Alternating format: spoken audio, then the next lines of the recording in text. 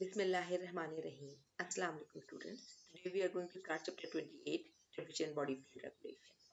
As you know that earth has got variations. कहीं पे temperature कम है, कहीं ज़्यादा है, कहीं वाटर अवेलेबिलिटी कम है, कहीं ज़्यादा है, कहीं सॉल्ट्स ज़्यादा है, कहीं कम है. तो एक्सटर्नल एनवायरनमेंट में बहुत सारी चेंजेस हो सकती हैं, लेकिन एनिमल्स में बल्कि इवन प्लांट्स में, यूनिसेलुलर ऑर्गेनिजम्स में, लिविंग थिंग्स में capability is that they can maintain a relatively constant internal environment despite fluctuation in external environment. External environment में जो मर्जी होता है, temperature changes, water changes, salt changes, सारों को organisms, living things बाहर ही रहने देते हैं, अपने अंदर जो है living things एक constant environment को maintain करते हैं. This is called homeostasis. Homeostasis के तीन बड़े components हैं: water temperature regulation, water regulation and salt regulation. Temperature regulation को कहते हैं थर्मो रेगुलेशन, वाटर और सॉल्ट को मिला के कहते हैं osmo regulation. So basically these two regulations are discussed here in this chapter, thermoregulation and osmoregulation.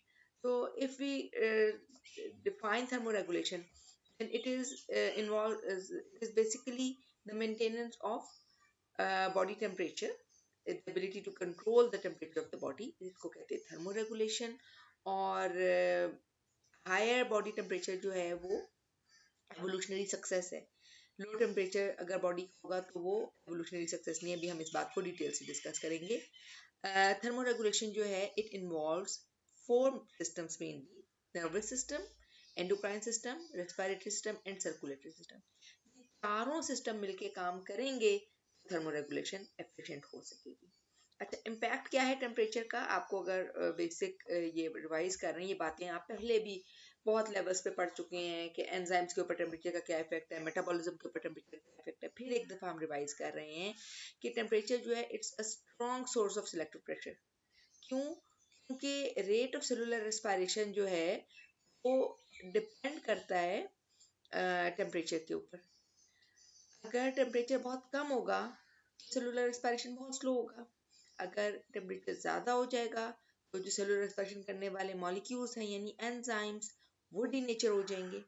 तो ये जो बेसिकली एंजाइम की एवोल्यूशन है ये रिलेटेड है with the cellular respiration and effect of temperature. कुछ एनिमल्स में कुछ और तरह की, अब जैसे जो ट्राउट फिश है वो उसका ऑप्टिमम टेम्परेचर 10 डिग्री सेंटीग्रेड है. अगर हम ट्राउट फिश को इधर पंजाब के एरिया में पालने की कोशिश करें तो नहीं पाल सकते. ये पहाड़ों में, बर्फों में, ठंडे पानियों में रह सकती है क्योंकि इसका ऑप्टिमल टेम्परेचर 10 डिग्री सेंटीग्रेड है. अगर 10 डिग्री सेंटीग्रेड से वाटर गर्म होगा तो ये मर जाएगी. क्यों मर जाएगी? क्योंकि इसके एंजाइम्स डीनेचर हो जाएंगे. हमारी बॉडी का नॉर्मल टेम्परेचर है 37, ये हमारा ऑप्टिमम टेम्परेचर है. हमारे सारे एंजाइम्स इसके ऊपर बेस्ट काम करते हैं. इससे लो पे एक काम सही नहीं कर पाएंगे, इससे हाई पे तो बिल्कुल ही डैमेज हो जाएंगे. हाई टेम्परेचर क्या करता है? इट डीनेचर्स प्रोटीन और ये न्यूक्लिक एसिड्स को भी इवन डीनेचर कर देता है. तो एंजाइम्स भी काम नहीं करते, न्यूक्लिक एसिड भी काम नहीं करते, तो बेकार हो जाते हैं, खराब हो जाते हैं. लो टेम्परेचर से तो वापस आके ठीक होने का चांस होता है इन मॉलिक्यूल्स का, लेकिन हाई टेम्परेचर से ये वापस आके ठीक नहीं हो सकते. लो टेम्परेचर पे क्या चेंज आता है कि जो मेम्ब्रेन की फ्लूइडिटी है वो डिस्टर्ब होती है. यानी लो टेम्परेचर पे मेम्ब्रेन्स उतनी फ्लूइड नहीं रहती, सॉलिडिफाई होने लगती. तो उसकी वजह से भी मेटाबॉलिज्म स्लो हो जाता है और सेलुलर प्रोसेसेस जो एक्टिव ट्रांसपोर्ट पंप हैं वो भी सही तरह काम नहीं कर पाते इस लो टेम्परेचर की वजह. तो लो टेम्परेचर में दो मेन प्रॉब्लम्स हैं. एक तो एंजाइम्स का स्लो डाउन हो जाना, दूसरा मेम्ब्रेन फ्लूइडिटी का सॉलिडिफाई हो जाना जिसकी वजह से एक्टिव ट्रांसपोर्ट पंप सही काम ना कर सकें. हाई टेम्परेचर का मेन मसला है कि एंजाइम्स डीनेचर हो जाते हैं, उनकी 3D शेप डिस्टर्ब हो जाती है और फिर वो कभी भी काम के काबिल नहीं रहते. इसी तरह न्यूक्लिक एसिड चाहे वो RNA हो चाहे वो DNA हो वो डीनेचर हो जाते हैं. So they are damaged due to high temperature. अच्छा, तो एनिमल्स जो हैं they guard these damaging effects और ये क्या करते हैं? Balance the heat gain and heat loss. Heat gain और हीट लॉस को समझना क्यों जरूरी है? क्योंकि बॉडी टेम्परेचर की इक्वेशन है body temperature is equal to heat produce metabolically plus heat gain from the environment minus heat loss of the environment. यानी हमारी बॉडी में जो मेटाबॉलिज्म हो रहा है उससे जितनी हीट प्रोड्यूस हो रही है और साथ ही हमें एनवायरनमेंट से जो हीट मिल रही है, ये तो हमारा हीट गेन हो गया। और हीट लॉस क्या है? अगर हमारी बॉडी से हीट, यानी गर्मियों में ये दोनों काम ज्यादा हो रहे होते हैं और सर्दियों में पहला और आखिरी काम ज्यादा हो रहे होते हैं। जब तक जिंदा है तो हीट तो प्रोड्यूस होती रहेगी मेटाबॉलिकली, मर जाएंगे तो फिर भी कोई मेटाबॉलिज्म चल रहा होगा, लेकिन वो हमारा नहीं होगा, कोई माइक्रोऑर्गेनिजम्स और इंसेक्ट्स और वर्म्स वगैरह का होगा। बहरहाल, तो हीट गेन और हीट लॉस 4 मैकेनिज्म के जरिए होते हैं: conduction, convection, evaporation and radiation. Conduction direct transfer है थर्मल मोशन ऑफ मॉलिक्यूल्स का, कि एनवायरनमेंट या substance direct in contact of with the body. जैसे अगर हम गर्मियों में गर्म सीट के ऊपर बैठ जाएं या सर्दियों में ठंडे बेंच के ऊपर बैठ जाएं, तो हमारी बॉडी में से जो हीट मूवमेंट होगी गर्मियों में from the hot seat to our body, and सर्दियों में from our hot body to the bench, ये जो है ये कंडक्शन है। ठीक है, डायरेक्ट दो सब्सटेंसेस एक दूसरे के साथ इन कांटेक्ट हो। और वो मॉलिक्यूलर मोशन, टेम्परेचर क्या है, हीट क्या है? Basically it is related with the movement of molecules. Molecule ज्यादा तेजी से मूव करते हैं तो टेम्परेचर बढ़ जाता है। Temperature is the average measure of average molecular motion. जितने ज्यादा मॉलिक्यूल्स मूव करेंगे उतना टेम्परेचर हाई होगा। तो जब डायरेक्ट कांटेक्ट से ट्रांसफर हो थर्मल मोशन यानी हीट, तो उसको कंडक्शन कहते हैं। जब मूवमेंट ऑफ एयर या लिक्विड इन्वॉल्व हो जाए और उसकी वजह से हीट डिस्ट्रीब्यूशन हो या हीट लॉस हो या हीट गेन हो, यानी अगर गर्मियों में लू चल रही है तो उस लू की वजह से हमारा बॉडी हमें ज्यादा हीट मिल रही है, ये कन्वेक्शन है।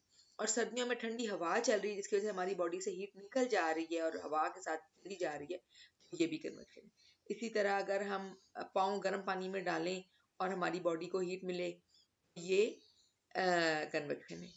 अगर हम ठंडे पानी से शॉवर लें और हमारी बॉडी का टेम्परेचर कम हो जाए, गर्मियों में कोशिश करते हैं हम कि हमें ज़रा ठंडा पानी शॉवर के लिए मिले, और सर्दियों में कोशिश करते हैं कि गर्म पानी मिले, तो वो क्या है, वो हम कन्वेक्शन के जरिए अपने बॉडी टेम्परेचर को रेगुलेट करने की कोशिश कर रहे होते हैं। Evaporation is the water loss from the surface, और ये सिर्फ वाटर इवेपोरेट जब करता है तो साथ हीट को भी लेके इवेपोरेट करता है, और कूलिंग, इवेपोरेटिव कूलिंग प्रोड्यूस होती है। ठीक है जी।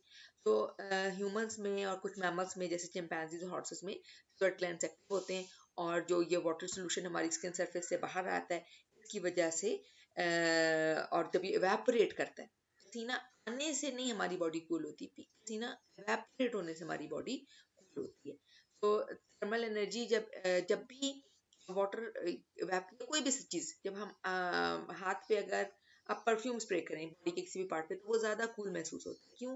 क्योंकि परफ्यूम जल्दी से इवेपोरेट करता है, उसमें अल्कोहल या इस तरह की चीजें होती हैं जो क्विकली इवेपोरेट करती हैं। ये आपने नोट किया होगा, इतर लगाने से कूलिंग नहीं होती बॉडी पे, लेकिन परफ्यूम या डिओड्रेंट्स वगैरह स्प्रे करने से होती है, because they have got some alcohol और स्पिरिट इन दैट। या अगर आपने कभी अपनी बॉडी को डिसइंफेक्ट किया हो कभी टीका लगते हुए, स्पिरिट या कोई जगह साफ करने को, जख्म साफ करने के लिए स्पिरिट यूज किया, तो वहां पे भी कूलिंग ज्यादा ठंडा सा वो लगता है। क्यों ठंडा लगता है? इवेपोरेशन जब भी होती है वो हीट लेके होती है। ठीक है जी।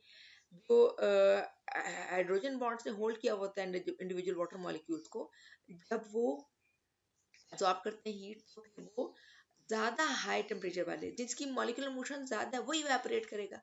तो 100 में से 10 की अंदर बहुत बहुत तेज से वो मॉलिक्यूल्स मूव करेंगे, इवेपोरेट करेंगे, तो जाहिर सी बात है पीछे जो 90 रह गए उनकी एवरेज काइनेटिक एनर्जी कम है, इसलिए टेम्परेचर कम हो जाएगा। ठीक है जी। साथ साथ फिजिक्स भी इन्वॉल्व हो रही है, actually sciences are all interrelated. कहीं भी हम अगर कोई भी नेचर फिनोमेना हमने स्टडी करने की कोशिश करनी है, तो उसमें बायो भी आएगी, फिजिक्स भी आएगी, केमिस्ट्री भी आएगी, ज्योग्राफी भी आएगी, सब कुछ आपको एट अ टाइम याद रखना है। तो ह्यूमिडिटी अगर कम हो, यानी एयर में वाटर का कंटेंट कम हो, तो फिर तो इवेपोरेटिव कूलिंग अच्छी होती है। लेकिन जब ह्यूमिडिटी ज्यादा होती है, जैसे ये हमारे यहाँ जुलाई वाली जो गर्मी होती है, वो क्यों ज्यादा मुश्किल होती है? पसीना आ रहा होता है, पसीना बह रहा होता है, बल्कि स्वेट ड्रिपिंग जो होती है, लेकिन बॉडी कूल नहीं होती। क्यों? क्योंकि water must evaporate, sweat must evaporate for cooling, sweat dripping is not going to produce any cooling effect. अच्छा, फिर जो रेडिएशन है उसमें क्या होता है? Emission of electromagnetic waves from one object to other. ज्यादातर हम रेडिएशन को कंसिडर करते हैं रिगार्डिंग सन से जो हीट हम तक आ रही है, के बीच में कोई भी ऑब्जेक्ट ना हो फिर भी वो पहुंच जाएगी इलेक्ट्रोमैग्नेटिक वेव के फॉर्म में, हीट रेडिएट करती है और हॉट बॉडी से कोल्ड बॉडी की तरफ आती है। और जब ये हॉट हो गया तो फिर ये भी रेडिएट करेगा। ठीक है जी। अब ये एग्जांपल इन्होंने इधर टेरेस्ट्रियल रेप्टाइल की शो की है। कि लेट सपोज कि एक सर्दी में एक डेजर्ट रेप्टाइल जो है वो बाहर आया है और अपनी बॉडी को हीट अप करने की कोशिश कर रहा है, तो इसको सन से रेडिएशन मिलेगी। इसको अगर नीचे से रेत गर्म है उससे कंडक्शन के जरिए हीट मिलेगी, सन की रेडिएशन से हीट मिलेगी। और अगर गर्म हवा चल रही है तो कन्वेक्शन के जरिए हीट मिलेगी। और अगर इसकी बॉडी से या माउथ से नोज से वेपोरेशन हो रही है तो इसकी बॉडी से हीट रिमूव होगी। देखिए ये तीन एरोज इसकी तरफ आ रहे हैं, रेडिएशन, कन्वेक्शन और कंडक्शन की तरफ, और दो एरोज इसकी तरफ से जा रहे हैं, एक वेपोरेशन के जरिए और रेडिएशन। जब इसकी बॉडी हीट अप हो गई तो ये भी हीट रेडिएट करेगी। ठीक है जी। So these are the four mechanisms, and there are some solutions to temperature fluctuations. Generally उसको तीन categories में divide किया जा सकता है। Animals they utilize one of the three basic ways. एक तो वो ये कर सकते हैं वहां रहे जहाँ के टेम्परेचर कांस्टेंट है, ठीक है जी, और उनके कंपेटेबल है टू देयर फिजियोलॉजिकल प्रोसेसेस। मतलब जैसे जितने भी एम्फीबियंस हैं वो सबसे ज्यादा ट्रॉपिकल रीजन में रहते हैं।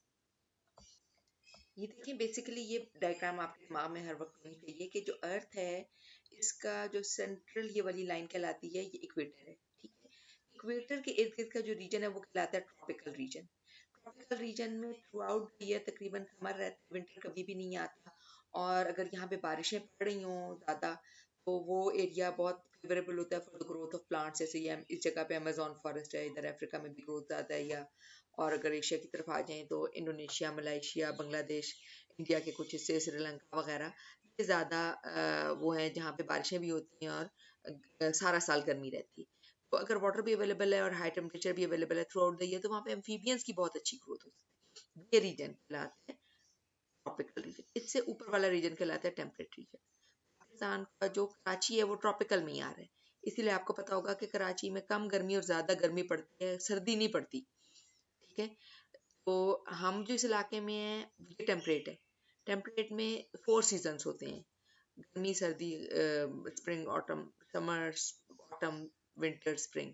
ठीक है, और मतलब एक प्रॉपर समर भी होता है किसी हद तक और विंटर भी होता है। टेम्परेट के भी दो हिस्से होते हैं, जो ट्रॉपिकल के करीब है वहाँ गर्मी ज्यादा होती है, सर्दी कम पड़ती है, और जो ट्रॉपिकल से दूर है पोलर के करीब, ये जो दूर वाले हैं ये पोलर, पोल्स पे जो चले गए पोलर, पोलर में पूरा साल सर्दी रहती है। ठीक है जी, कभी भी गर्मी नहीं आती, सारा वक्त बर्फ रहती है वहां पे।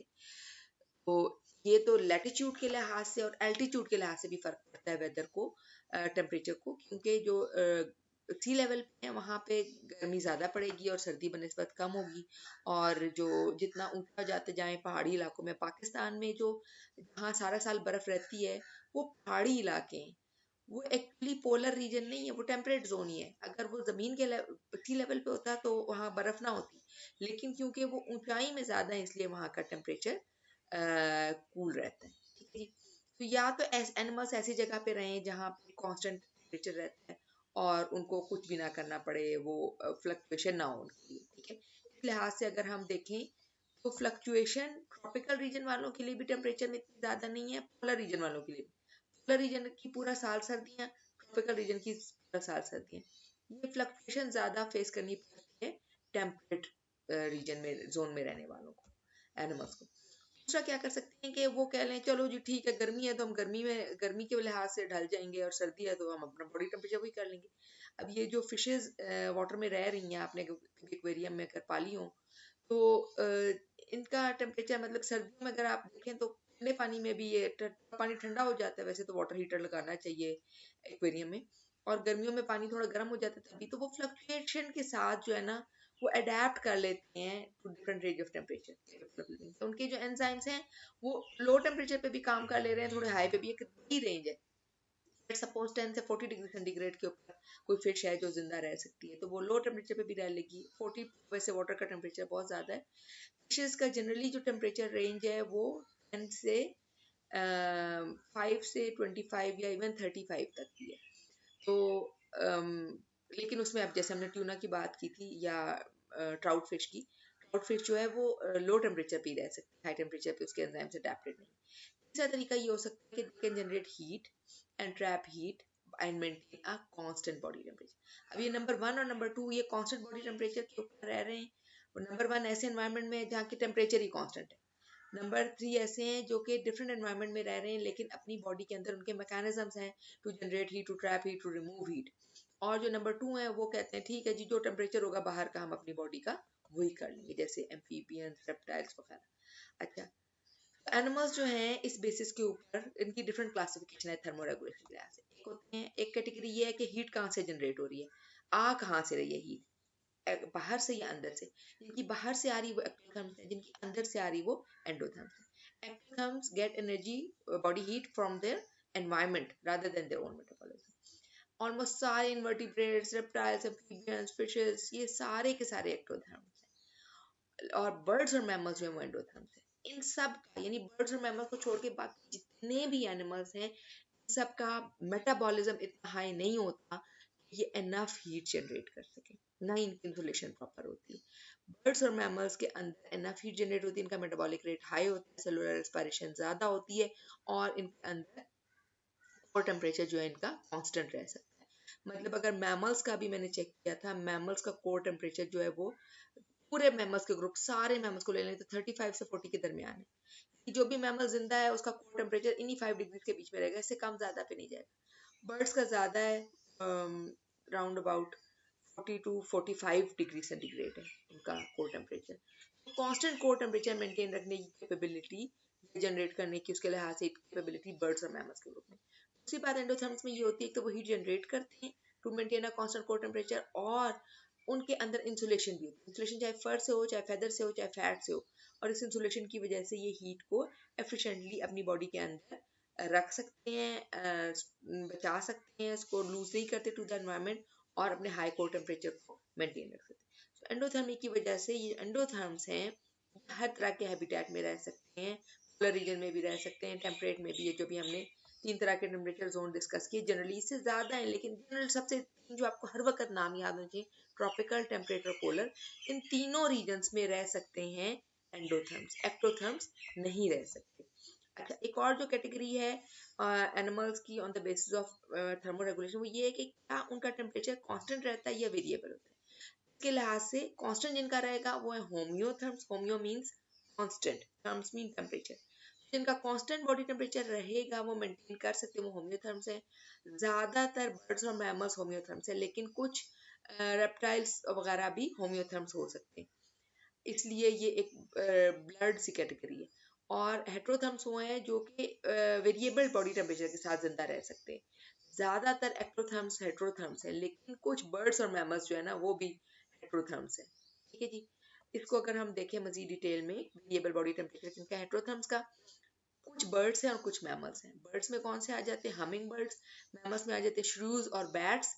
ये 3 तरह के सिर्फ बर्ड्स और मैमल्स हैं जो कि थोड़ी देर के लिए अपना हाई बॉडी टेम्परेचर मेंटेन रख सकते हैं, ज्यादा देर के लिए नहीं, 24 घंटे पूरा साल नहीं। क्यों? क्योंकि इनका वजन बहुत कम होता है, 10 ग्राम से भी कम।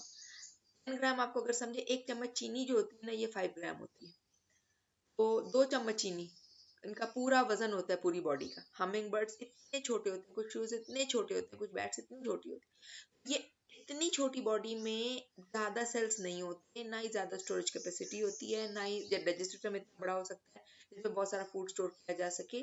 अब हमिंग बर्ड्स की एग्जांपल यहाँ एक्सप्लेन की गई कि सारा दिन तो ये फूलों का नेक्टर तक करते रहते, सिप करते रहते हैं। नेक्टर जो है एक हाई कैलोरी फूड है, और जैसे इनकी बॉडी के अंदर नेक्टर जाता है तो ये जल्दी से उसे हीट जनरेट करते हैं और हाई मेटाबॉलिज्म अपना मेंटेन रख सकते हैं। लेकिन रात को जब अंधेरा हो जाता है, सर्दी हो जाती है, और ये फिर इनको फूड नहीं मिल रही, फिर इनकी बॉडी में कोई सोर्स नहीं है जहां से वो एनर्जी कंटिन्यूसली जनरेट कर सके, हीट एनर्जी, इसलिए इनका मेटाबॉलिक रेट डिक्रीज हो जाता है। एट नाइट ये तीनों, हमिंग बर्ड्स, shrews और some bats, they can enter a situation called daily torpor। daily torpor में क्या होता है कि इनका कोर टेम्परेचर तो ठीक रहता है, लेकिन इनका सराउंडिंग टेम्परेचर जो है वो लो हो जाता है। और ये देखें, ये टेम्परेचर स्कैन है हमिंग बर्ड का डे में और नाइट में। डे में इसका टेम्परेचर भी बहुत ज़्यादा है और सरफेस तक भी बॉडी टेम्परेचर ठीक है। नाइट में इसका बॉडी टेम्परेचर बहुत लो हो गया है। ये टेम्परेचर सेंसिटिव कैमरा के जरिए तस्वीर ली गई है, थर्मोस्कैन भी इसको कहते हैं, और इसके जरिए बॉडी टेम्परेचर को डिटेक्ट किया जाता है। तो ये देख लें कि इसकी पूरी बॉडी का टेम्परेचर वार्म है ड्यूरिंग द डे, और पूरी बॉडी का टेम्परेचर जो है वो कूल हो गया, सिर्फ इसका जो कोर बॉडी टेम्परेचर है वो थोड़ा सा हाई होता है।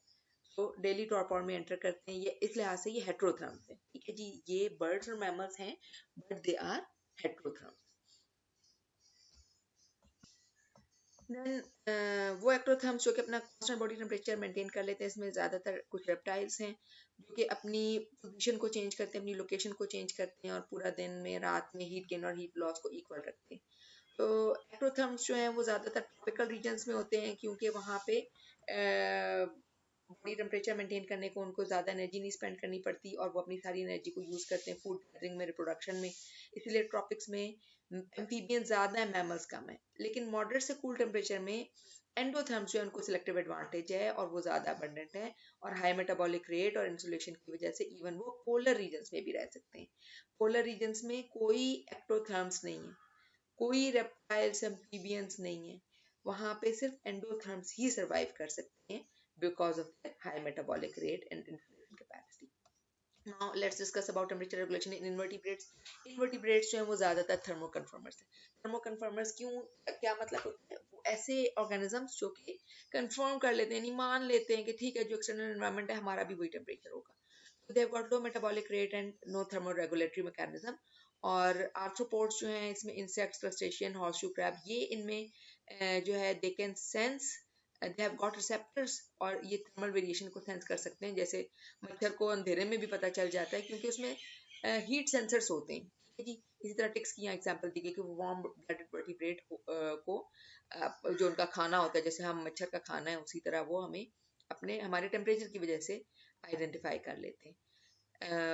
आर्थ्रोपोड्स जो हैं they have got different mechanisms to survive in temperate regions, temperature extremes. और टेम्परेट जोन के जो इंसेक्ट्स हैं वो फ्रीजिंग को अवॉइड करते हैं, इस तरह के वो विंटर में अपनी बॉडी के अंदर वाटर कंटेंट को कम कर लेते हैं। वाटर कंटेंट जब कम होगा तो जाहिर सी बात है कि वो फ्रीज नहीं हो सकेंगे। इसी तरह वो अपनी बॉडी के अंदर ग्लिसरॉल और ग्लाइकोप्रोटीन्स प्रोड्यूस करते हैं, ये एंटी फ्रीज एजेंट्स हैं। कुछ मॉथ्स और बम्बल बीज जो हैं वो अपनी बॉडी को हीट अप कर सकते हैं, थोरेसिक मसल्स को तेजी से शिवर करते हैं और shivering sort of thermogenesis produce करते हैं और उससे उनकी बॉडी हीट अप हो जाती है। आपने देखा होगा कि इंसेक्ट्स जो है वो बहुत से इंसेक्ट्स, बटरफ्लाइज पर्टिकुलरली स्प्रिंग में, कि सुबह सुबह नहीं उड़ रही होती, जैसे थोड़ी सी धूप निकलती फिर उड़ना शुरू होती, क्योंकि उनकी बॉडी में इनफ हीट नहीं जनरेट होती कि वो सर्दी में उड़े। गर्मी जरा होती है फिर उड़ना शुरू करती है। ज़्यादा गर्मी में तो खैर वो भी सेंसिटिव है, नहीं बच ही नहीं पाते, ज़्यादातर मर ही जाते हैं। अच्छा, फिर इंसेक्ट्स में एक ये मैकेनिज्म होता है कि ड्यूरिंग फ्लाइट उनकी बॉडी में मसल्स की मूवमेंट की वजह से ज़्यादा हीट जनरेट होती है, तो उनके जो ब्लड की सर्कुलेशन है वो ऐसी कि फ्लाइट मसल से ब्लड होता हुआ एब्डोमेन की तरफ जाता है, यानी फ्लाइट मसल जो थॉरैक्स रीजन में वहाँ से एब्डोमेन में जाता है और वहाँ पे वो हीट डिसिपेट हो जाती है या बाहर निकल जाती है। बिल्कुल जिस तरह गाड़ियों के अंदर रेडिएटर होता है जो कि इंजन की हीट को रेडिएट करता है, उसी तरह एब्डोमेन जो है वो रेडिएटर का काम कर रहा है। हीट कहाँ जनरेट हो रही है? Thoracic muscles, thoracic flight muscles. ठीक है बेटा। तो साइकाडास जो हैं जो डेजर्ट में रहते हैं उनमें एक और बिल्कुल डिफरेंट तरह का मैकेनिज्म है और उन्होंने वर्टिब्रेट्स वाला मैकेनिज्म अपनी बॉडी के अंदर डेवलप हुआ है कि ओवर हीटिंग में they extract water from their blood and release it on the surface sweat pores से, और ये स्वेट कर सकते हैं। These are the only insects which live in desert cicadas and they can sweat and cool their body at high temperature. Body posture और orientation of wings को maintain इस तरह करते हैं कि सन की हीट जितनी चाहिए उतनी लेते हैं, इसको कहते हैं बैस्किंग। ये धूप में बैठ के अपने आप को गर्म करना जो सर्दियों में हमारी भी कोशिश होती है, दिस इज बैस्किंग। और ये देखें कि ये मैक्सिमाइज हीट, जब इसने हीट गेन करनी है, जब एयर टेम्परेचर कम है और सन की हीट लेनी है इस इंसेक्ट ने, ये ड्रैगन फ्लाई को शो किया, तो इसके सिटिंग एंगल्स, ओरिएंटेशन एंगल्स इस तरह के होंगे। अपने विंग्स को, अपनी बॉडी को ऐसे रखेगा कि ज्यादा से ज्यादा सन की हीट इस तक पहुंचे। लेकिन दोपहर हो गई, धूप ज्यादा तेज है, अब इसने अपनी बॉडी को गर्मी से बचाना है, सन की हीट ज्यादा है, एयर टेम्परेचर भी ज्यादा है, ये अपनी बॉडी को ऐसे एंगल पे रखेगा कि इसको कम से कम हीट मिले। देखें इस वक्त बॉडी एक्सपोज्ड है टू मैक्सिमम सन रेडिएशन और इस एंगल पे बॉडी ओरिएंटेशन ऐसी है, विंग्स की ओरिएंटेशन ऐसी है कि कम से कम हीट इसकी बॉडी को सन की मिले। ठीक है जी। तो पोस्चर अडेप्टेशंस भी बैस्किंग इंसेक्ट्स में या डिफरेंट ऑर्गेनिजम्स में होते हैं। अच्छा, स्कॉर्पियंस वगैरह, लोकस्ट बीटल्स, ये जब कैन रेज देयर बॉडी जब टेम्परेचर हाई हो ओवर हीटिंग से बचने के लिए। कैटरपिलर्स और लोकस जो हैं जब ये ठंडे होते हैं तो अपनी बॉडी को मतलब गर्मी सर्दी के लिहाज से, जैसे अभी हमने ड्रैगन फ्लाई को देखा, इसी तरह डेजर्ट ड्वेलिंग बीटल्स जो हैं कुछ उनमें क्या सलाहियत होती है, वो अपनी बॉडी से वैक्स को बाहर निकालते हैं from thousand tiny pores of their cuticles, और ये वैक्स ब्लूम्स कहलाते हैं। और वैक्स ब्लूम जो है ये एक डिहाइड्रेशन से बचाता है उसको और एक्स्ट्रा बैरियर भी बना देता है डेजर्ट सन से। कलर का भी बड़ा इंपॉर्टेंट रोल है। आपको पता है कि गरम ब्लैक कलर जो है वो सारी सन की हीट को ले लेता है। 50% ऑफ द रेडिएंट एनर्जी जो है वो उसके विजिबल स्पेक्ट्रम में।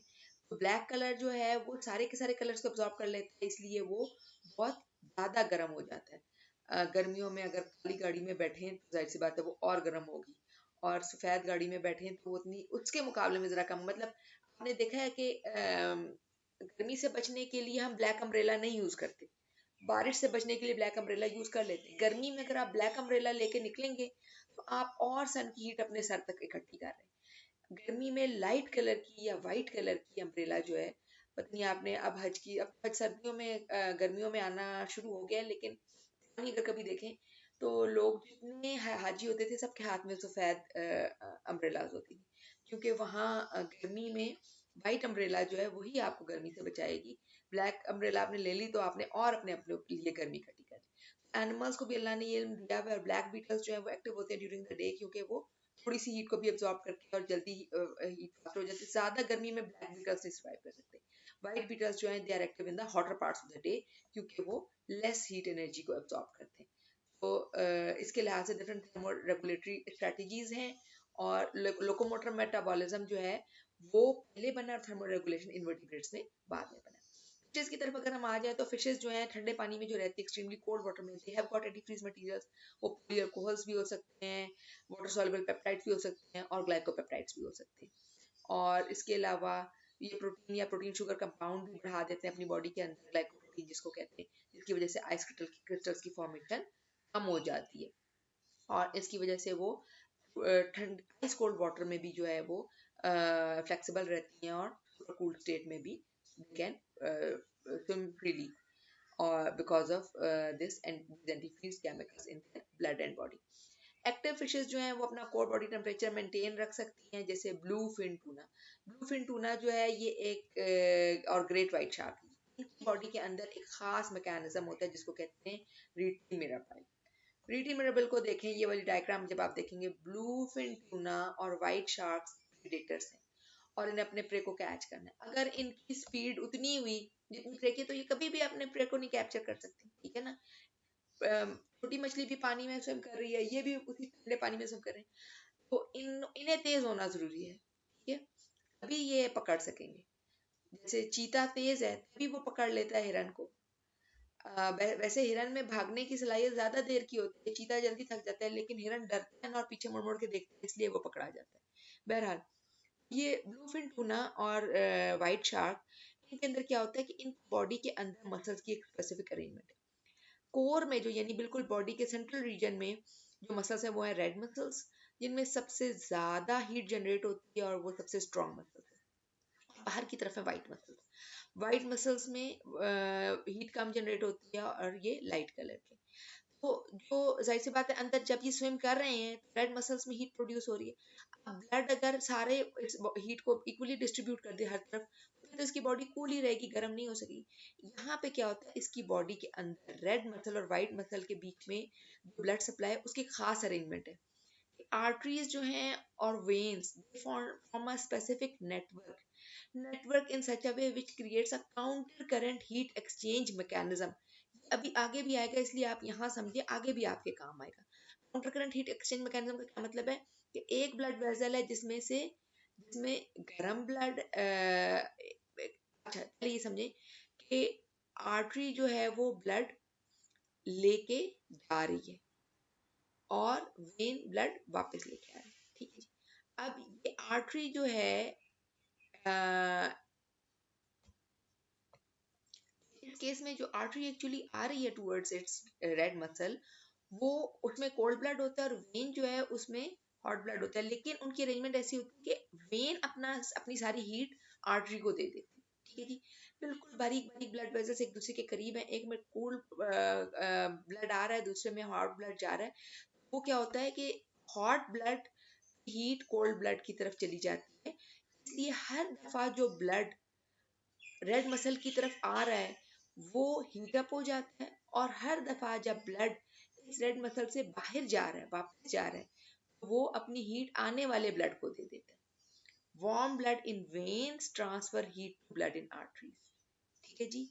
यहाँ पे अब कलर शो किया है ब्लू और रेड से। ये ब्लू और रेड ऑक्सीजनेशन और डीऑक्सीजनेशन को शो कर रहे हैं। एरोज जो है वो हीट को शो कर रहे हैं। वेन में जो ब्लड है उसकी टेम्परेचर ज्यादा है, वो अपनी हीट दे रहा है कोल्ड ब्लड को। किसको? आर्टरी के ब्लड को। अब यानी आर्टरी की तरफ से जो ब्लड आ रहा था वो ठंडा था, आते आते वो गर्म हो गया, उसको हीट किसने दी? ब्लड वापस जा रहा था रेड मसल से वेन के थ्रू, और उस वेनस ब्लड ने अपनी heat they the because of this specific arrangement. अगर नॉर्मल आर्टरी कैपिलरी वेन की अरेंजमेंट होती तो कभी भी ऐसा ना होता। This specific arrangement of blood vessels in which arteries and veins are branched and put together in such a way that blood flowing in vein is in one direction and in the artery in the other direction, and there is counter current exchange mechanism। इधर से आने वाला blood अपनी heat देता जाएगा artery को, और artery का ब्लड जो आ रहा है वो ठंडा है, ठीक है, और वो उस हीट को लेता चला जाएगा। इसलिए इसका कोर रेड मसल जो है वो हमेशा हॉट रहेगा। और इसका टेम्परेचर देखें, body surface temperature 21 degree centigrade है और रेड मसल का टेम्परेचर 31 है। ये क्यों हुआ? इस रिटी मिराबल के अरेंजमेंट की वजह से और counter current heat exchange mechanism की वजह से, और इसकी वजह से ये ज्यादा तेज स्विम कर सकती है और अपने प्रे को कैप्चर कर लेती है। ठीक है जी। This is in fishes. Now let's talk about thermoregulation in amphibians and reptiles। Amphibians और रेप्टाइल्स को क्या मसला है कि फिशेस वाटर का टेम्परेचर उतना नहीं फ्लक्चुएट करता जितना एयर का टेम्परेचर फ्लक्चुएट करता है, इसलिए इनको बहुत ज्यादा प्रॉब्लम है। ये एक्टोथर्म्स भी, इन्हें हीट अपने बाहर से लेनी है, ये बॉडी टेम्परेचर खुद मेंटेन कर ही नहीं सकते, एनवायरनमेंट के ऊपर ही डिपेंड करता है, और एयर का टेम्परेचर बहुत फ्लक्चुएट करता है, वाटर का कम करता है। एम्फीबियंस को एक और प्रॉब्लम ये भी है कि इनका मेटाबॉलिज्म और कम होता है, और इनका बॉडी सरफेस से जो हीट लॉस है वो और ज्यादा है। और बेसिक इसकी एक वजह ये है क्योंकि इनकी जो स्किन है वो इनका रेस्पिरेटरी ऑर्गन भी है। स्किन के ऊपर हर वक्त मॉइस्चर है, दे हैव गॉट मॉइस्ट स्किन। तो जो मॉइस्चर लेयर है स्किन के ऊपर वो इसको एक एवेपोरेटिव कूलिंग मैकेनिज्म में ले जाता है, यानी कि इसकी बॉडी से हीट हर वक्त लूज हो रही होती है, all the time it's losing heat because of evaporative cooling mechanism. और हीट लॉस जो है वो लिमिट कर देती है इसकी हैबिटेट को और एक्टिविटी को। ये सिर्फ वार्म और मॉइस्ट एरिया में रह सकते हैं। Amphibians throughout the world are present only in the warm and moist area। they are completely, कुछ कॉन्टिनेंट्स ऐसे हैं जिसके ऊपर है ही नहीं एम्फीबियन। अंटार्कटिका पे कोई एम्फीबियन नहीं है because they can live only in warm and moist areas. Bull frogs जो है इसकी एक एग्जांपल है, और जहाँ पे जो अपने म्यूकस को रेगुलेट कर लेते हैं और बॉडी सरफेस ऊपर अगर ज्यादा कर दें तो उसकी मदद से वाटर लॉस कम होता है और वेपोरेटिव कूलिंग कम होती है। So some of them have got the capability to regulate the quantity of mucus on their skin. Reptiles की ड्राई स्किन है, इसलिए फिर भी इनको जरा कम मसला है, मॉइस्ट स्किन की वजह से सबसे ज्यादा मसला है फीमेल को। और फिर इनके पास एक एक्सपेंडेबल रिब केज है जिसकी वजह से इनकी एफिशिएंट वेंटिलेशन है। मैंने शुरू में आपको बताया कि 4 सिस्टम मिल के काम करते हैं, और भी पॉसिबल है थर्मोरेगुलेशन, नर्वस, एंडोक्राइन, रेस्पिरेटरी और सर्कुलेटरी। तो इसका रेस्पिरेटरी सिस्टम थोड़ा सा स्ट्रॉन्ग है, इसलिए फिर भी कुछ ना कुछ कर लेता है, लेकिन फिर भी मैमल्स के मुकाबले में, बर्ड्स के मुकाबले में they have got low metabolic rate, और इनको मेनली बिहेवियरल एडेप्टेशंस के ऊपर रहना पड़ता है, और इसके लिहाज से they are sophisticated. Diving reptiles की एग्जांपल यहाँ दी गई है कि वो कंजर्व करते हैं बॉडी हीट, क्योंकि जब वो डाइव करते हैं तो उनकी बॉडी की बहुत सारी हीट वाटर में जा रही होती है, तो they shunt their blood towards their centre of the body. Surface पे नहीं जाने देते ब्लड को। जब रेप्टाइल्स डाइव करते हैं, सी टर्टल, सी स्नेक्स, वो अपने सर्कुलेटरी सिस्टम के मैकेनिज्म को चेंज करते हैं, ब्लड सिर्फ सेंटर की तरफ रहता है, पेरिफेरी की तरफ नहीं जाता, कि हीट लॉस कम से कम हो टू द वाटर। फिर इन अंदर हार्मोन्स भी इन्वॉल्व है, थायरॉक्सिन और एपिनेफ्रीन, और जिसकी वजह से ये अपनी हीट टेम्परेचर रेगुलेशन को मेंटेन कर सकते हैं किसी हद तक। अभी इनको हम डिटेल से डिस्कस करेंगे मैमल्स और बर्ड्स। इसके अलावा टोटल्स और turtles they can cool themselves by salivating, या वो सलाइवा ज्यादा प्रोड्यूस करते हैं, या फ्रॉथिंग करते हैं माउथ पे, या यूरिनेट करते हैं ऑन द बैक लेग्स, या मॉइस्चर करते हैं अपने आईज, या पैंटिंग इस तरह करके जो सांस लेना, ये पैंटिंग होता है। ये मैमल्स में भी है, बर्ड्स में भी है, और टर्टल्स में भी है। So these are different mechanism जिसके जरिए रेप्टाइल्स अपने बॉडी टेम्परेचर को रेगुलेट करते हैं। टेम्परेचर रेगुलेशन बर्ड्स और मैमल्स में सबसे एडवांस है, और ये पूरी दुनिया के हर हिस्से में रह सकते हैं because of their they are homeothermic endotherms and they can maintain their body temperature between 35 and 42 degree centigrade. अगर दोनों ग्रुप्स का मिला के रखें तो टेम्परेचर रेंज ये है, और इस पे ही ये अपने कोर और बॉडी टेम्परेचर को मेंटेन रखते हैं। डिफरेंट कूलिंग मैकेनिज्म्स हैं। बर्ड्स के अंदर स्वेट ग्लैंड्स नहीं है क्योंकि उनके ऊपर फेदर्स होते हैं, सो दे प्लांट। भी आपने देखा होगा गर्मियों में कौवे, ये सारे बर्ड्स जो बाहर गर्मी में अपनी बीक्स खोल के खड़े होते हैं, जोर जोर से सांस लेते हैं, दिस इज पैंटिंग, ठीक है। और इसमें जब वो एयर अंदर जाती है तो वो जब बाहर आती है तो इवेपोरेटिव कूलिंग के साथ लंग्स के अंदर इवेपोरेशन भी होती है, तो हीट भी ज्यादा उसके साथ रिमूव होती है बॉडी से, ठीक है जी। और कुछ जो हैं वो उनके अंदर, कुछ बर्ड्स के अंदर एक खास तरह का पाउच होता है, गुलर पाउच, जो कि जिसको फ्लटर करते हैं, हिला सकते हैं। ये इनका एक हाईली वेस्कुलराइज्ड पाउच होता है थ्रोट रीजन में, और इसको जब ये हिला सकते हैं गुलर फ्लटर के जरिए, तो इवेपोरेशन बढ़ती है और कूलिंग ज्यादा हो सकती है। बर्ड्स में हीट लॉस को प्रिवेंट करने के लिए एक तो डाउन फेदर्स हैं। ये जो पेंगुइन्स हैं, ये कैसे बर्फों में रह सकते हैं पूरा साल, पूरी जिंदगी, क्योंकि इनके जो फेदर्स हैं ये एक एक्सीलेंट लेयर हैं। इसीलिए इंसान भी जो है ना, डाउन फेदर्स को, गूज डाउन फेदर्स को यूज करते हैं इंडोर और आउटडोर प्रोटेक्टिव वेस्ट के लिए, जो कि एक्सीलेंट इंसुलेटर हैं। और एक्वेटिक स्पीशीज जो हैं, they have got counter current exchange mechanism of rete mirabile. ये वही डायग्राम है तकरीबन जो हमने ब्लू फिन टूना की देखी। देखें, ये डक जो है ये खड़ी है ऑन द आइस, और इसका बॉडी टेम्परेचर 35 से ज्यादा है।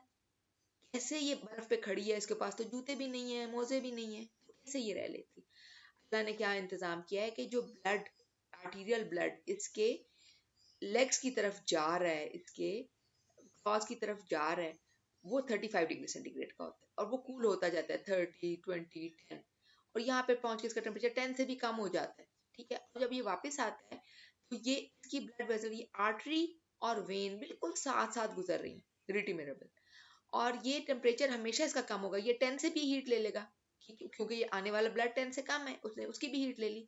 फिर ये आगे गया ब्लड, अब इसका टेम्परेचर 18 है, इसके साथ जो आर्टरी गुजरी उसका टेम्परेचर 20 है, उसकी भी हीट ले लेगा। और आगे गया ये ब्लड, तो अब इसका टेम्परेचर बढ़ के 27 हो गया, लेकिन इसके करीब से जो आर्टरी गुजर रही है उसका टेम्परेचर 30 है, वो उसकी भी हीट ले लेगा। अब और आगे गया तो इसका टेम्परेचर 33 है, और जो आर्टेरियल ब्लड इसके साथ से गुजर रहा है 35 है, उसकी भी हीट ले लेगा। सोचे ना, अगर ये दो पाइप साथ जा रहे होते, यानी कि ऐसा होता कि इसका ब्लड फ्लो और इसका ब्लड फ्लो एक ही डायरेक्शन में होता, लेट सपोज, तो कभी भी ये 35, 9 से 35 पे ना आता। अगर दो पाइप साथ साथ जा रहे हो, एक में 35, एक दोनों के एक सिरा, एक 35 पे हो और एक 9 पे हो, तो एवरेज आ जाएंगे कोई 20s कुछ के अराउंड। ये कभी भी ऐसा नहीं होगा कि पूरी हीट, जो काउंटर करंट का मतलब है कि ऑपोजिट डायरेक्शन में आर्टीरियल ब्लड अगर इधर जा रहा है तो वीनस ब्लड इधर जा रहा है। This counter current exchange mechanism is efficient, most efficient mechanism of exchange। ये थर्मो रेगुलेशन में भी यूज होता है और ऑस्मो रेगुलेशन में भी यूज होता है। हम इसको आगे किडनी में भी पढ़ेंगे कि वहां पे भी काउंटर करंट एक्सचेंज मैकेनिज्म है, और वो यूज हो रहा है। तो इस बात को समझें, ये बार बार आएगी। इस कंसेप्ट को अच्छी तरह डेवलप कर लें, इसको देखें, पढ़ें, सोचें अपने दिमाग में बेहतर तरीके से। तो मैमल्स जो कोल्ड रीजन में रहते हैं, जैसे आर्टिक फॉक्स या कैरिबू, इनके अंदर बॉडी के बहुत सारे पार्ट्स में काउंटर करंट है, लेग्स में भी, टेल में भी, ईयर में भी, नोज में भी। क्योंकि देखिए इसकी बीक तो उसमें ब्लड सप्लाई नहीं है, और बाकी जगह पे फेदर्स कवर्ड है, सारी जगह इंसुलेशन हुई है, लेकिन मैमल्स के ये हिस्से जो हैं, लेग्स, टेल्स, ईयर्स, नोज, ये सारी एक्सट्रीमिटीज हैं जो सारी ठंडी हो रही होती है। एनिमल्स जो हॉट क्लाइमेट में होते हैं, जैसे जैक रैबिट्स, उनके अंदर भी ये मैकेनिज्म होता है ताकि वो अपनी बॉडी के हीट को, एक्सेस हीट को रिमूव कर सकें। ये जैक रैबिट की डायग्राम देखें, फोटोग्राफ। जैक रैबिट जो है ये डेजर्ट में रहते हैं, इसके बड़े बड़े कान होते हैं। ये बड़े कान इसलिए नहीं कि किसी ने इसके कान ज्यादा खींच लिए, बड़े कान इसलिए ताकि इसमें से हीट रिमूव हो सके। हाईली वेस्कुलराइज्ड ईयर है, बॉडी के बाकी बॉडी पे फर है, तो वहां से तो इतनी हीट नहीं रिमूव हो सकती। जब ब्लड सर्कुलेट करता हुआ कान की तरफ जाता है तो वो ठंडा हो जाता है, ठीक है, और वो फिर counter current exchange heat mechanism की मदद से हाईली वेस्कुलराइज्ड एरिया ज्यादा से ज्यादा हीट को रिमूव करता है फ्रॉम द बॉडी, और ये हाईली वेस्कुलराइज्ड एरियाज जो हैं these are large surface area for heat exchange. Then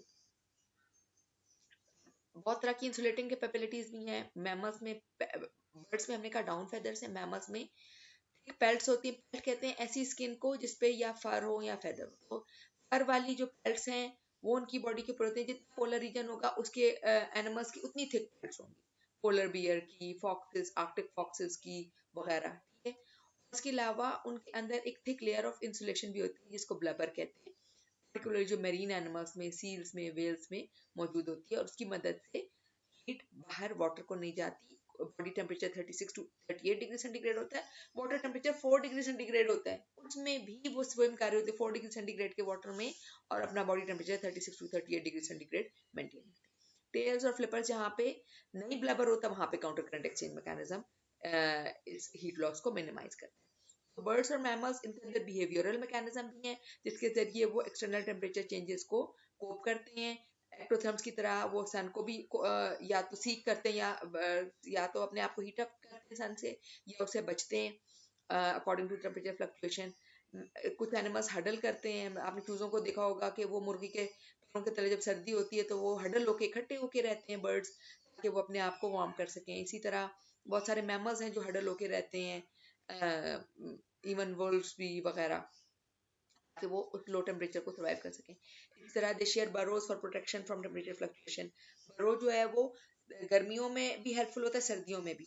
बरोज का temperature during day, hot day कम होता है, और अगर ठंडे इलाके हैं तो हॉट विंटर्स में बरो का टेम्परेचर वार्म होता है। तो दे शेयर बरोज, ये जितने भी बरोइंग एनिमल्स हैं, रैट्स हैं, माइस हैं, स्क्विरल्स हैं वगैरह, ये सब माइग्रेशन में हो सकती है कि बर्ड्स बहुत सारे माइग्रेट करते हैं। आपको पता है साइबेरिया के परिंदे माइग्रेट करके हमारे पास आते हैं, ये और बात के हमारे लोग बहुत ज़्यादा उनको हंटिंग करके मार देते हैं, जो कि बहुत ही जुल्म है कि वो हज़ारों किलोमीटर उड़ के आए। बल्कि शायद आपको पता हो ये हरीपुर खानपुर की साइड पे वो उनको इलाके वालों को पता है कि किस सीजन में वो कूंजें साइबेरिया से उड़ के आती हैं, और जब वो लैंड करती हैं कंटिन्यूसली फ्लाई कर रही होती है, एक दफ़ा भी नहीं रुकती। हज़ारों किलोमीटर उड़ के जब आके वो लैंड करती हैं, फिर उस वक्त वो इतनी थकी हुई होती है कि वो हिल नहीं सकती, मूव नहीं कर सकती, उनको कुछ टाइम चाहिए होता है रेस्ट का। हमारे लोग ना उनको पकड़ लेते हैं और या तो बेच देते हैं या ज़बह करके खा लेते हैं। All of that is very cruel कि इतनी मुश्किल से वो अपने हार्श क्लाइमेट से बच के यहाँ पहुँचती हैं, and instead of welcoming them and providing them safe wintering grounds, we hunt them or capture them to keep as zoo animals or pets. That's very, very cruel. तो हाइबरनेशन भी करते हैं कुछ बर्ड्स और मैमल्स ताकि वो survive कर सकें हार्श विंटर मंथ्स को। और कुछ एनिमल्स हैं जिनको सुभान अल्लाह, अल्लाह की ताकत है, कुदरत है, डेजर्ट कैमल के अंदर इतनी तरह की एवोल्यूशनरी अडेप्टेशंस हैं कि वो हॉटेस्ट और ड्राइस्ट क्लाइमेट को भी सर्वाइव कर सकते हैं, उसमें भी एक्टिव रहते हैं। सहरा का जहाज है, वहाँ रहता भी है और अपने सारे काम भी करता है। अब थर्मोजेनेसिस बर्ड्स और मैमल्स में रह गया कि कैसे होती है। बर्ड्स और मैमल्स थर्मोजेनेसिस बेसिकली 3 तरह से करते हैं। मसल कॉन्ट्रैक्शन, जब भी मसल्स कॉन्ट्रैक्ट करेंगे हीट जनरेट होगी। एटीपीएस एंजाइम पंप जब भी काम करेगा उससे हीट जनरेट होगी। ब्राउन फैट की जब भी ऑक्सीडेशन होगी या मेटाबॉलिज्म किसी तरह की भी होगी तो हीट जनरेट होगी। these are basic 3 mechanisms। और मसल्स जो हैं जब भी एक्टिन मायोसिन फिलामेंट स्लाइड करते हैं, हाइड्रोलिसिस ऑफ एटीपी होता है, हीट जनरेट होती है। ये तो गर्मियों में आपको पता चला होगा कि हम थोड़ा सा भी दौड़े भागें तो बहुत गर्मी लगेगी, और सर्दियों में अगर भागें दौड़े तो अच्छा सा लगता है। वॉलंटरी मसल वर्क हो चाहे शिवरिंग इनवॉलंटरी मसल वर्क हो, दोनों से हीट जनरेट होती है। This is called shivering thermogenesis. और बर्ड्स और मैमल्स में एक यूनिक कैपेसिटी है कि वो अपने एटीपीएस पंप को जब भी यूज करते हैं तो हीट जनरेट होती है, और इसमें थायरोक्सिन का रोल है। थायरोक्सिन जो है, जब हमारी बॉडी कूल होती है, थायरोक्सिन हार्मोन थायराइड ग्लैंड से रिलीज होता है, जो कि सेल्स की सोडियम आयन परमेबिलिटी बढ़ा देता है, सोडियम गेट्स खोल देता है। सेल्स के बाहर सोडियम ज्यादा होता है, अंदर कम होता है, तो जब सोडियम गेट्स खुलते हैं तो सारा सोडियम दौड़ के अंदर आ जाता है, और सोडियम को बाहर निकालने के लिए sodium potassium pump which is an ATPase pump काम करता है और सोडियम आयन को बाहर निकालता है। अब जब भी एटीपी हाइड्रोलाइज होगा, ब्रेक डाउन होगा, तो हीट जनरेट होगी। This is non shivering thermogenesis. फिर ब्राउन फैट जो है खास तरह की फैट है जो कि न्यूबॉर्न मैमल्स में होती है या कोल्ड क्लाइमेट में मैमल्स में होती है। और इसमें ये ब्राउन क्यों होती है? फैट हमारी बॉडी में 2 तरह की होती है। फैट हमारा एक बहुत बड़ा मसला है, इसलिए इसके बदले थोड़ी सी बात कर लेते हैं। फैट हमारी बॉडी में 2 तरह की होती है, ब्राउन फैट और white fat. Brown fat is good fat, white fat is bad fat. White fat metabolize नहीं होती, वो स्टोरेज में रहती है। ब्राउन फैट उसकी जगह भी अलग है, पूरी बॉडी में सबकुटेनियस या स्किन के नीचे या एब्डोमिनल रीजन में वाइट फैट स्टोर होती है। ब्राउन फैट जो है रिब्स और शोल्डर्स के बीनीथ द रिब्स और शोल्डर्स के रीजन में स्टोर होते हैं, और इसका कलर ब्राउन इसलिए होता है क्योंकि इसमें बहुत ज्यादा माइटोकॉन्ड्रिया। माइटोकॉन्ड्रिया जिस रीजन में भी ज्यादा होंगे वो ब्राउन हो जाएगा। लिवर भी ब्राउन इसलिए उसमें माइटोकॉन्ड्रिया ज्यादा होते हैं। तो आयरन कंटेनिंग साइटोक्रोम्स होते हैं ना माइटोकॉन्ड्रिया में, उनका कलर होता है डार्क ब्राउन। तो ब्राउन फैट जो है वो एक्टिव मेटाबॉलिज्म करते हैं, और उसमें से जब भी ब्लड गुजरता है तो लार्ज क्वांटिटी में हीट उसमें ऐड अप होती है। ये शो किया गया इस डायग्राम से, ये देखें, दिस अ बैड जिसका ब्राउन फैट इधर होता है। वार्म ब्लड जब ब्राउन फैट में से गुजरता है तो वार्मर होकर गुजरता है। एक खास तरह का एडिपोज टिश्यू है जो कि शोल्डर ब्लेड्स के दरमियान और हमारी बॉडी में रिब्स के नीचे मौजूद होता है। और वो जितना ज्यादा ब्राउन फैट होगा, या हमारा वाइट फैट अगर ब्राउन फैट में कन्वर्ट हो जाए, अच्छा अभी मैंने इसको स्टडी किया कि कैसे वाइट फैट ब्राउन फैट में हमारी बॉडी में कन्वर्ट हो सकता है।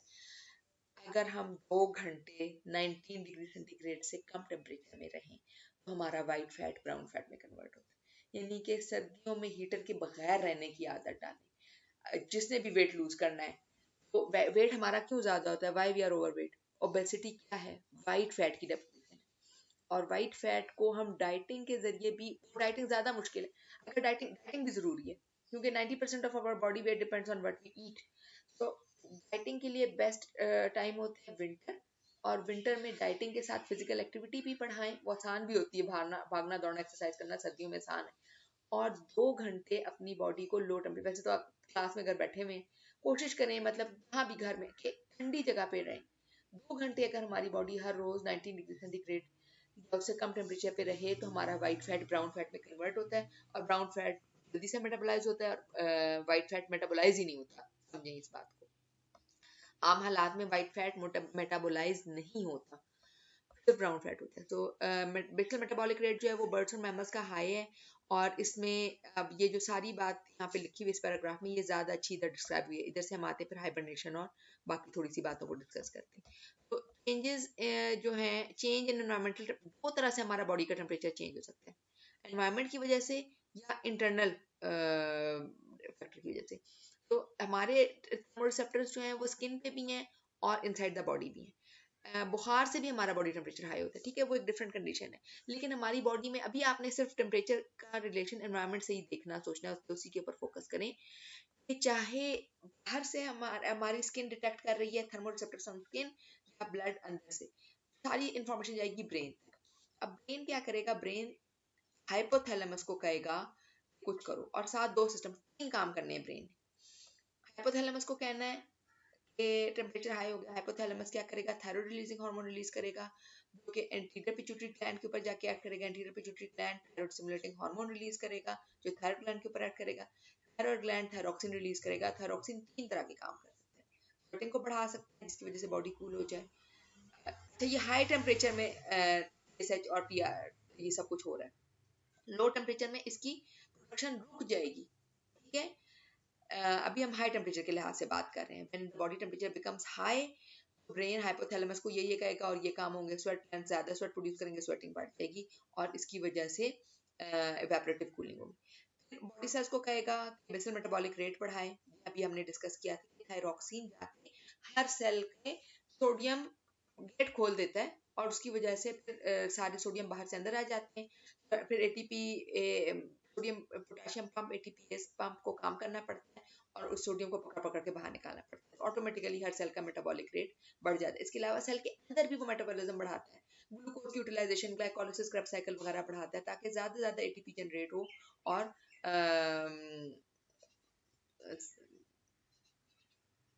सॉरी, ये तो शिवरिंग थर्मोजेनेसिस की तरफ आ गए। बॉडी सेल्स, ये जो प्रोसेस, अभी हम सिर्फ बॉडी हीट प्रोडक्शन की तरफ अगर बात करें, जब ज्यादा बात तो स्वेट ग्लैंड्स ने काम किया, बॉडी सेल्स के ऊपर इसका दूसरी तरह का रोल होता है कि वो डिक्रीज करता है। जब स्वेटिंग को बढ़ाएगा थायराइड ग्लैंड ना, उस वक्त बॉडी सेल्स के मेटाबॉलिज्म को डिक्रीज करेगा, और एड्रिनल ग्लैंड्स की प्रोडक्शन को भी डिक्रीज करेगा, क्योंकि एड्रिनल ग्लैंड्स का जो एपिनेफ्रीन है वो जब प्रोड्यूस होगा तो ऑर्गेनिक मेटाबॉलिज्म को बढ़ाएगा, हर सेल के अंदर जाके सेलुलर मेटाबॉलिज्म को हाई करता है।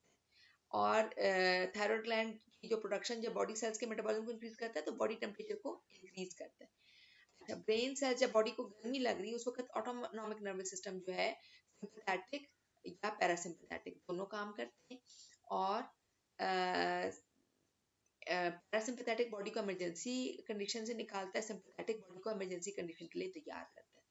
तो ब्लड वेसल्स जो हैं उनकी या तो वेजो कंस्ट्रक्शन होगी या वेजो डायलेशन होगी, और इन केस ऑफ हॉट जब बॉडी टेम्परेचर हाई हो रहा है तो फिर सरफेस ब्लड वेसल्स की वेजो डायलेशन होगी, या मुंह गर्मियों में जो मुंह लाल हो जाता है वो क्या होता है वेजो डायलेशन। सर्दियों में जो मुंह बिल्कुल छोटे बच्चों का आपने देखा होगा कि ऐसे होंठ सफेद हो जाते हैं, रंग नीला सा पड़ना शुरू हो जाता है, उस वक्त उनकी वेजो कंस्ट्रक्शन भी होती है। ठीक है जी।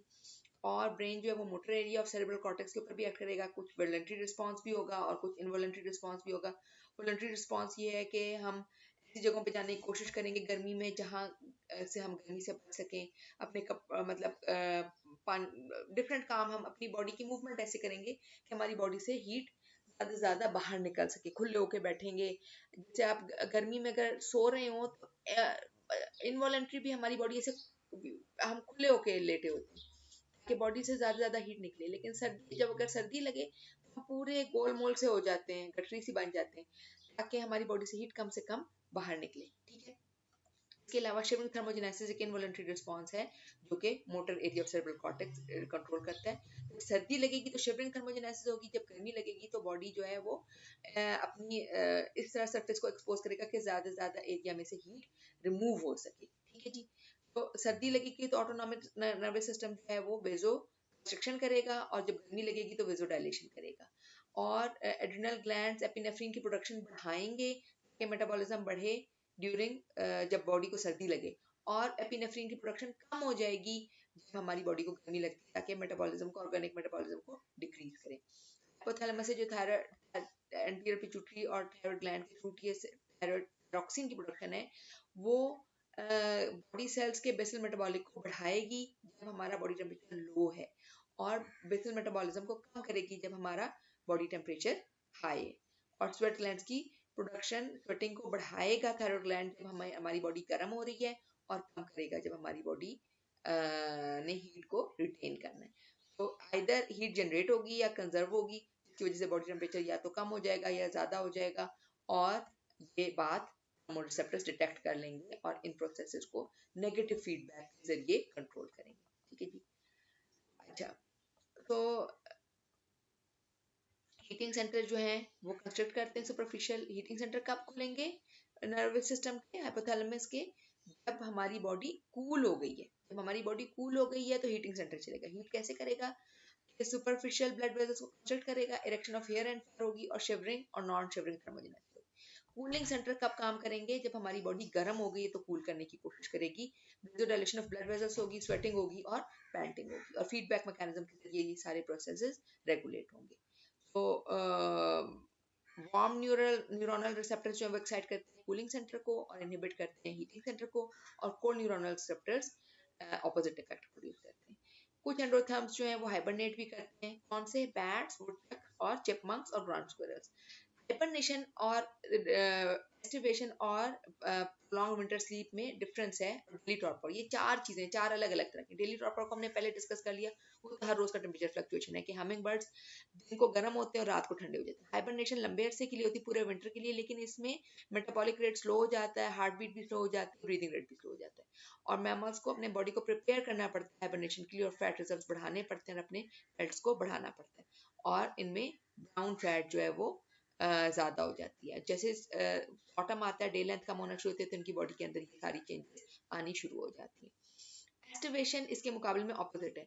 It is a period of inactivity and slow metabolism in mammals due to summer.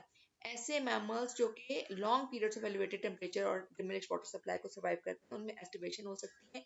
Hibernation winter में होती है। Long period of slow metabolic rate and inactivity hibernation है। in winter, long period of low metabolism and inactivity in summer estivation है। और badgers, bears और possum और raccoons, skunk वगैरह they sleep for a prolonged time in winter, और इसमें इनका body temperature normal रहता है, so it is not true hibernation. That's all about thermoregulation.